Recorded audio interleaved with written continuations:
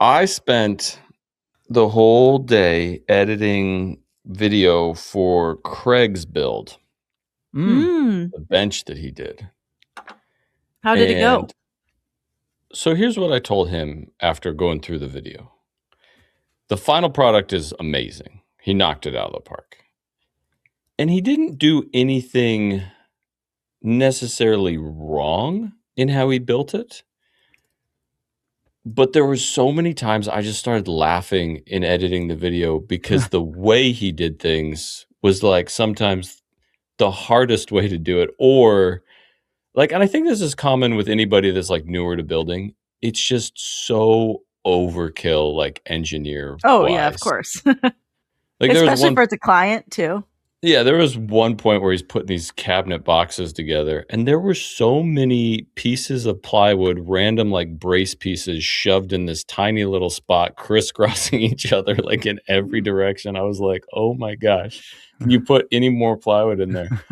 Or like he had to hang these big panels on the wall that made up like the back of the bench. So he did like French cleats on the back, and he made these panels to like hang on the wall. So he put the French cleats up on the wall.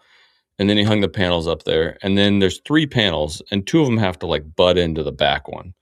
So he gets the first panel up there and he realizes it's not like level. It's not squared up. So he takes it off, and then he has to shim the French cleats on the wall so that that panel will sit like perfectly square. Great. So he spends like a ton of time getting these all shimmed and perfect. Then he hangs all 3 panels up there, and they're like nice. They look great. Then he decides that the 2 that butt up against the back one, he's going to clip those together with Lamello clips. So he pulls all the panels off. He spends like an hour and a half marking it all out, getting his Lamellos in there, and then like clips them together. Or I'm watching this and I'm like, you already had it up there. It was perfect. Right. I would have just in from the top into the studs in like, 2 minutes and moved on to the next thing. It's just funny how people's like, brains work differently. There's just a lot of things like that. It was interesting. Well, that thing is good voiceover. Very sturdy, it seems like. Oh, it is not going anywhere. I told him, I was like, you didn't do anything wrong. I mean, like, if anything, it's just going to be stronger.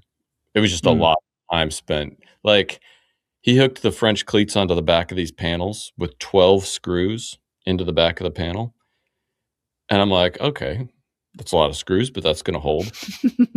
And then he like second guesses himself. So he takes out all 12 screws, adds glue in there, and then puts it back on. And I'm like, okay, now it's a little too far.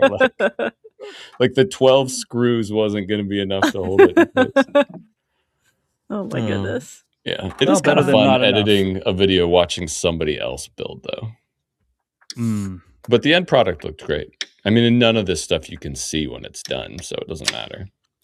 It would be really funny to have you, Jason, do a voiceover for one of Keith's build, having never seen it. Be like, talk about over-engineering. Why is this video so long? What the heck are you doing? Why is he doing that? Shop Sounds Podcast, a woodworking podcast about nothing.